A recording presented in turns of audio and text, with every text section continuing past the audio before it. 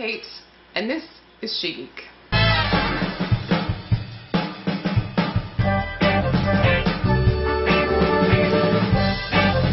So, for the last week, I have been playing the bejesus out of Dragon Age 2. Today I shall review it. Now, just a word of warning, I'm probably going to say some things that are unpopular in this episode. I'm okay with that. Feel free to disagree in the comments. Let's just get right into it. I hated Dragon Age Origins. There, I said it. Came out in late 2009, and it was butt ugly. Seriously, it was like somebody's ugly baby, right? Like, you had been expecting it, you were everybody was excited, you know, they're going to throw a big party or whatever, give presents. You love the baby's parents, you know, they've popped out cute babies before, and then this baby comes out and you're like, damn, that is an ugly baby.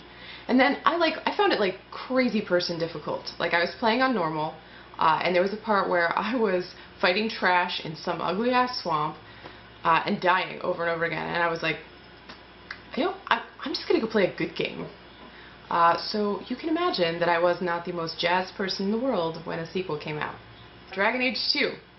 So, you play Hawke, who is a native of Ferelden, which is riddled with darkspawn, and he or she emigrates from Ferelden into the city of Kirkwall. You spend 10 years of Hawke's life in Dragon Age 2, largely anchored to the city with occasional ventures out into the wilderness.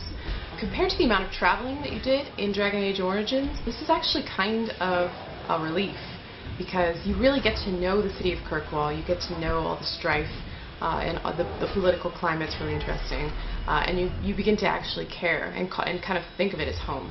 The game has vastly improved graphics. It looks beautiful, and it runs really well even on my kind of modest setup on my computer. One problem was that a lot of the maps are repeated, so I ended up sort of looking at my mini-map, which is up in the top right, rather than admiring the view, because I was trying to make sure I didn't run down some stupid dead end. So that was kind of frustrating. But it did look really beautiful.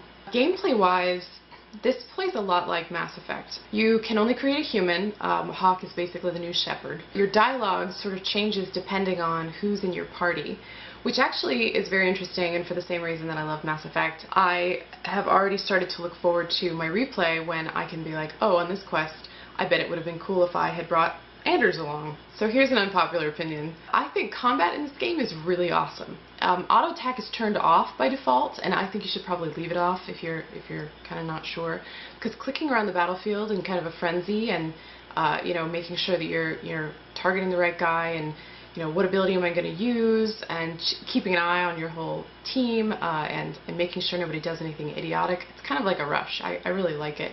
You can still do the tactics like the first game, where you can program sets of actions that party members will do under certain circumstances.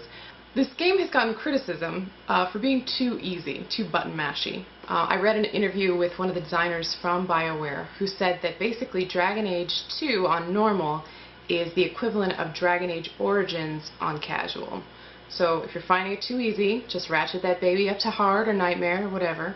I'm doing just fine on normal, thank you very much. All in all, this game is a blast. I love my Hawke, I'm getting attached to my party members, I really love the city of Kirkwall, I'm really into like the politics, I'm getting into it, which is critical to the success of an RPG. I love a really good RPG. I'm going to go ahead and call this a must-buy. Yeah.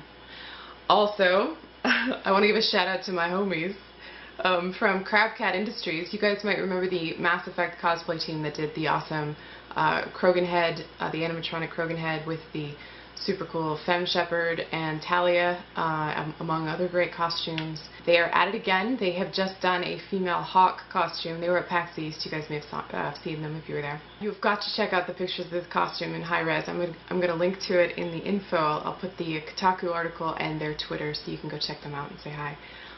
These ladies are like serious hot shit SheGeek heroes. For real. And that is my show. Don't forget to follow me on Twitter and Facebook, and do head over to the PopGalaxy blog, because I'm doing something new this week that I've never done before, and I'm hoping to make it a regular thing. I had the privilege to go on site with a local indie developer and get the lowdown on their game, which is called Jumala. It's a very cool game. I did a review of it. They're starting their closed beta at the end of March. So I have some keys to give away.